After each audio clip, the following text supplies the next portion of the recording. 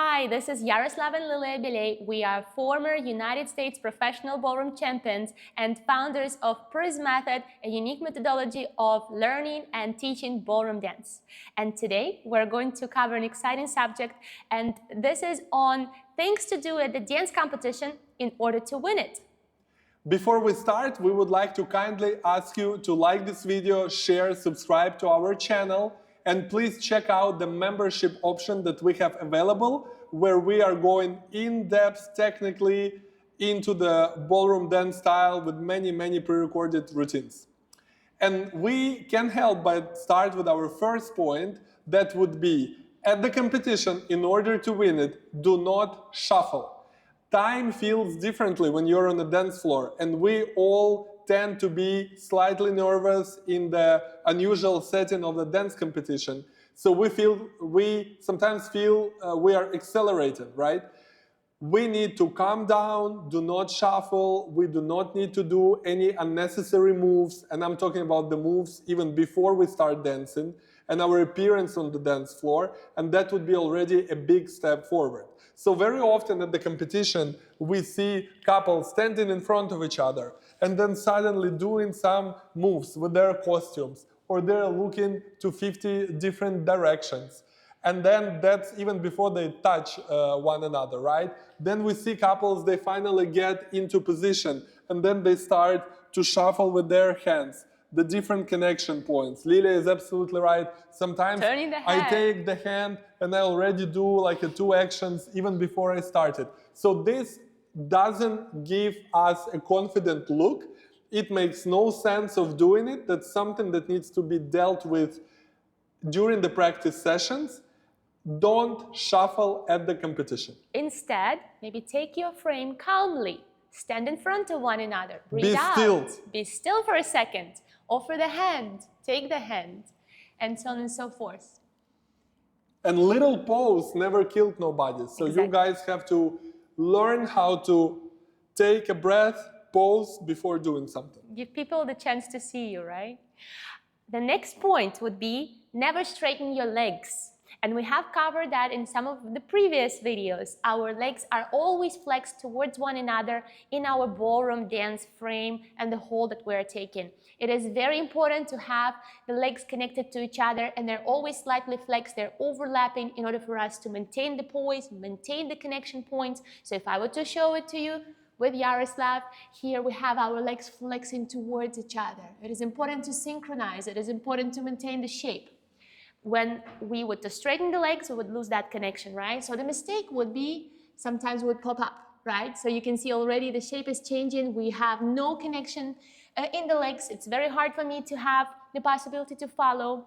And yeah. Another idea here for the bent knees is that we tend to get nervous. This is normal. But when human beings getting nervous, let's say in a dance competition, we are shortening our muscles, and then this is where we tend to straighten our knees. I always tell myself that floor is my friend, and I'm trying to be closer to the ground, therefore more balanced, and of course the knees are bent this way. So I find it double useful. Breathe out, connect to your partner, right?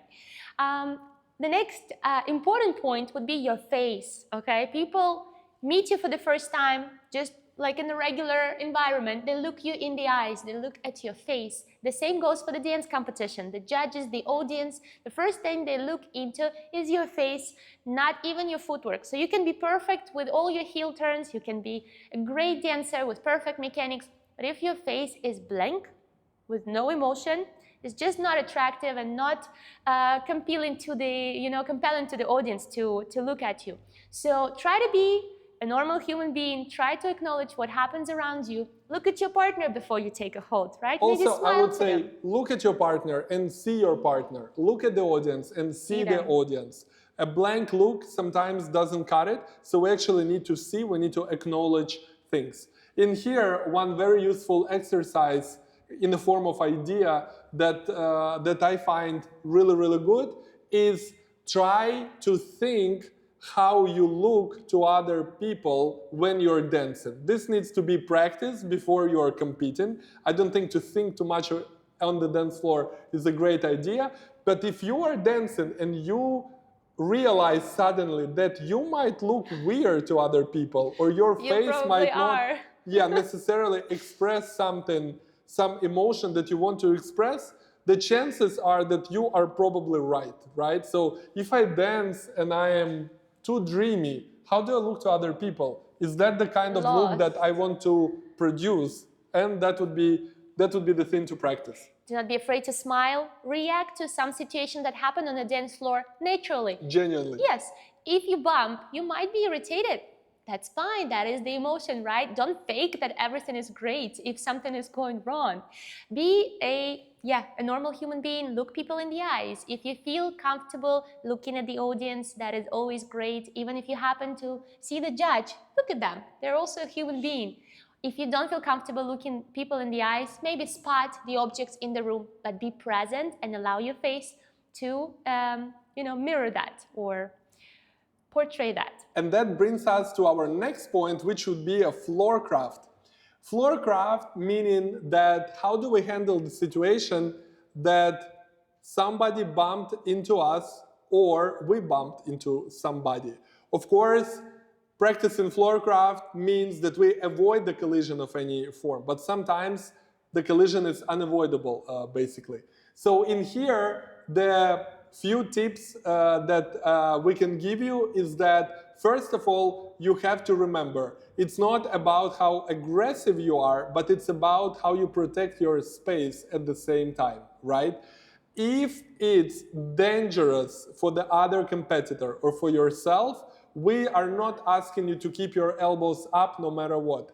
However, if you are getting, let's say, close to another person, but you are barely touching or not touching at all, try to protect your space. You can be in the full frame, you can be in a practice hold, avoiding the collision and then going elsewhere, but you have to protect your space.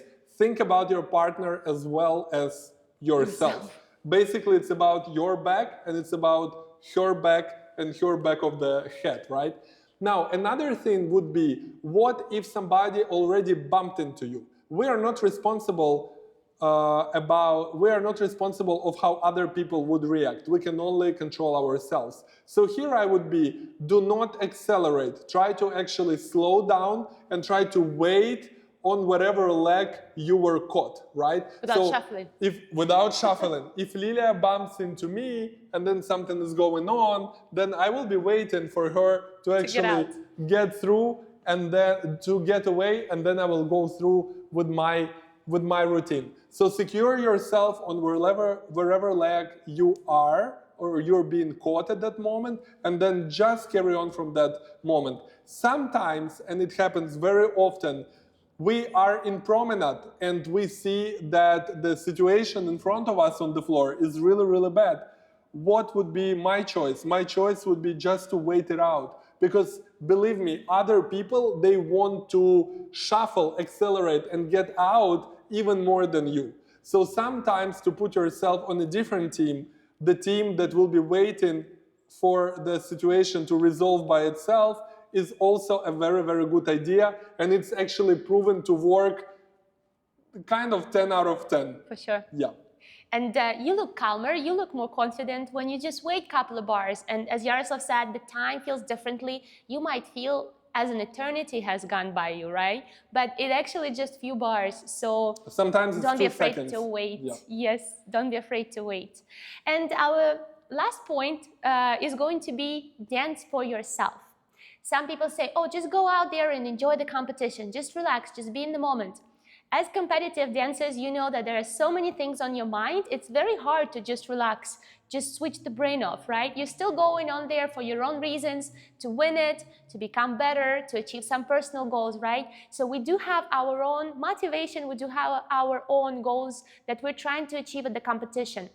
Try to dance for yourself and for those goals. Set the goals right and really focus on them. Sometimes if you're just blanking out, all the emotions and all the stress really hits you, and a lot of unpredictable things can happen, and it's not enjoyable actually at the competition, and there are very little chances that you would win it.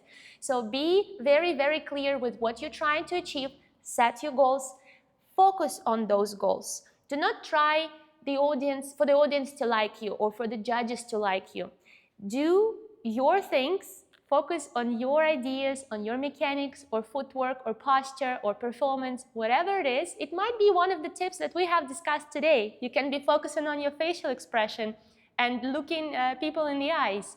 But be very much in the moment, working on that thing in every step that you take, and then you will see that you will be more present, you will look more confident, you will achieve your goals that will bring you satisfaction, and other people, including the judges, they will notice and appreciate it as well. Also remember, your body is your temple, so try to be aware of the environment that you can control and be fully present with yourself before thinking about anything else. Thank you so much, guys. Please let us know if these tips, how soon these tips are going to help you, because we have no doubt they will. And we will be looking forward to your feedback and your comments. Don't forget to subscribe. We'll see you later. Thank you so much.